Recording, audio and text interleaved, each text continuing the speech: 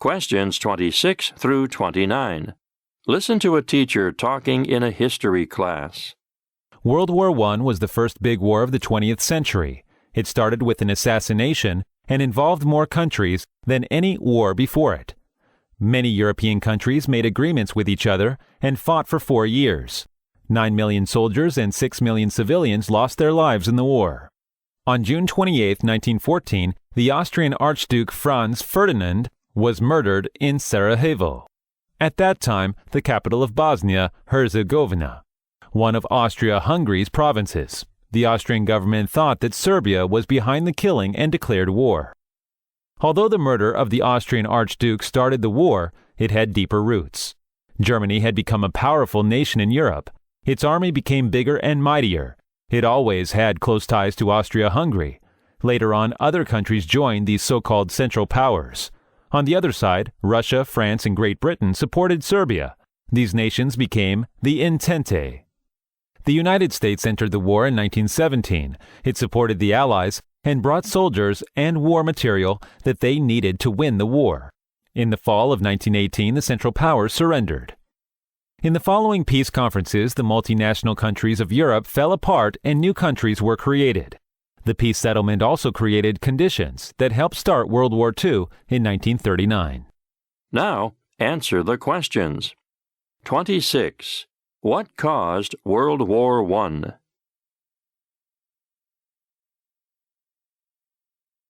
27. How many years did World War I last?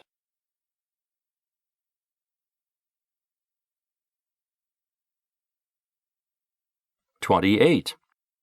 Which of the following is true of Germany before World War I?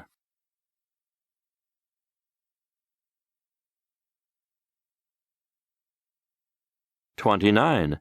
What happened to European countries after World War I?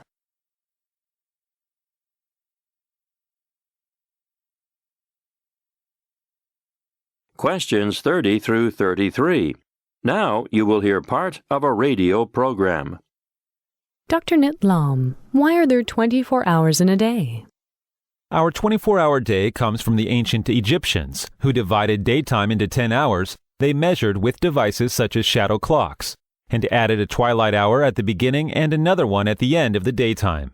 Nighttime was divided in 12 hours, based on the observations of stars. The Egyptians had a system of 36 star groups called decans, chosen so that on any night, one decan rose 40 minutes after the previous one.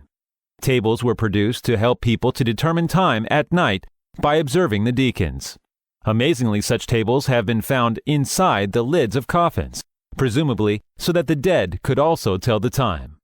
In the Egyptian system, the length of the daytime and nighttime hours were unequal and varied with the seasons. In summer, daytime hours were longer than nighttime hours, while in winter, the hour lengths were the other way around. Where does the subdivision of hours and minutes into 60 come from? Well, the subdivision of hours and minutes into 60 comes from the ancient Babylonians, who had a predilection for using numbers to the base 60. We had retained from the Babylonians not only hours and minutes divided into 60, but also their division of a circle into 360 parts or degrees. It's likely that the Babylonians were interested in 360 because that was their estimate for the number of days in a year. Their adoption of a base 60 system probably allowed them to make complex calculations using fractions. Now answer the questions. 30. What is the purpose of this discussion?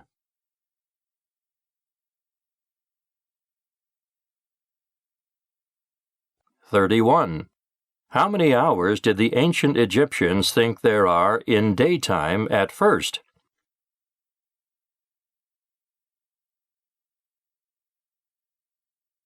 32. How did the Egyptians determine time at night?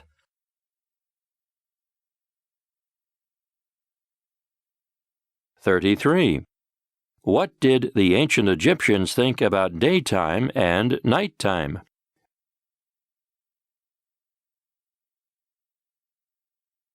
Questions 34 through 38. Now you will hear a speaker talking to a class on a trip to Ocean Park, Hong Kong. Hello, everyone. Opened in 1977, Ocean Park Hong Kong is a marine life theme park featuring animal exhibits, thrill rides, and shows. The park is located on the southern side of Hong Kong Island, covering more than 870,000 square meters. The waterfront and the summit areas are connected by the cable car and Ocean Express funicular train. Ocean Park's newest attraction, Polar Adventure, lets you explore the North and South Poles from the exhilaration of a bobsled ride to the wonder of meeting king penguins up close. You'll also see long-tusked Pacific walruses, spotted seals, Arctic foxes, snowy owls, and other extraordinary animals. And when you need a break, Tuxedo's restaurant serves refreshments with a view of more than 70 penguins frolicking on the ice. Aqua City is a world-class marine-themed area that will redefine your underwater experience. Here you can watch Symbio, a multi-sensory show featuring the world's first 360-degree water screen.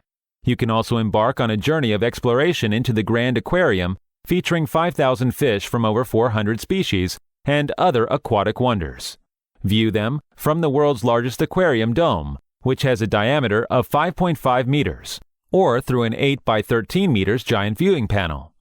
Make sure you drop by Neptune's restaurant for Hong Kong's first aquarium dining experience. At the Amazing Asian Animals exhibit, you can visit some of Asia's rarest animals. Take an interactive journey of discovery at the Giant Panda Adventure, where you'll get to know some of Asia's most precious native animals, including giant pandas, red pandas, Chinese giant salamanders, and Chinese alligators. Other popular attractions include Sea Jelly Spectacular, the Abyss Turbo Drop, Mine Train Roller Coaster, and the show at Ocean Theater are also not to be missed. Enjoy your time in the Ocean Park. Now, answer the questions. 34. How do people go between the waterfront and the summit areas?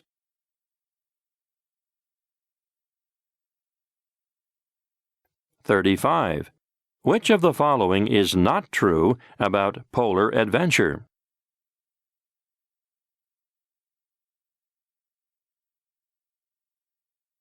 36. What is exciting at Aqua City?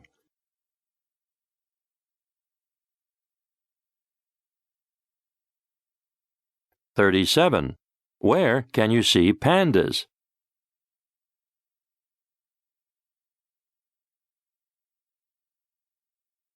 38.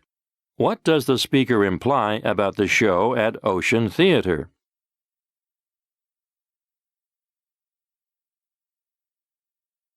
Questions 39 through 42. Listen to part of the discussion in a science class. If we'd listened to him, we'd all go back to the caves and live a life of misery. Because he had been urging us to reduce, reuse, and recycle. Yeah, sure.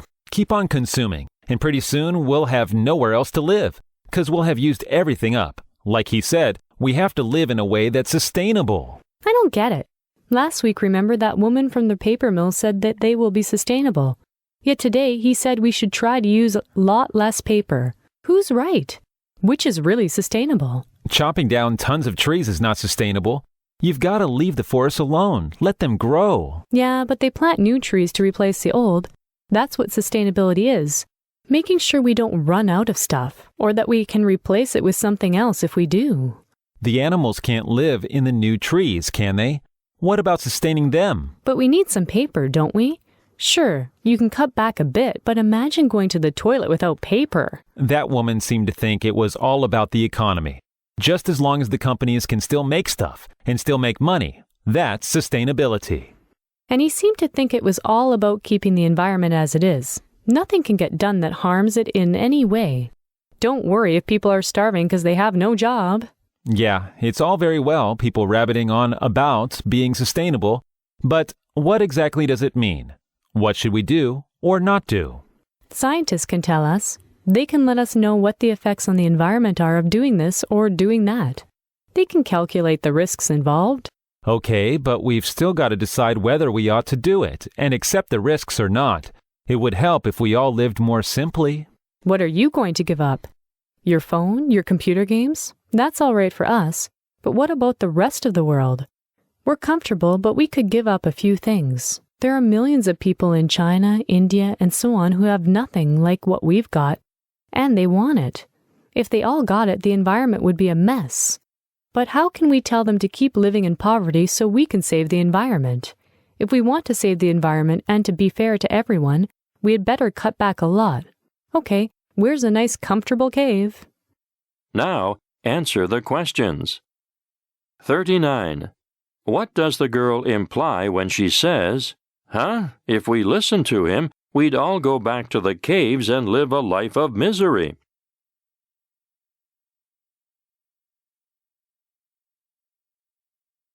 40. Why does the boy think we'll have no place to live if people keep consuming?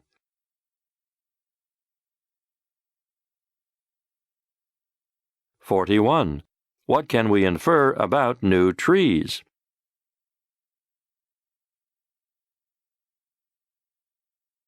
42. What does the girl suggest about China and India?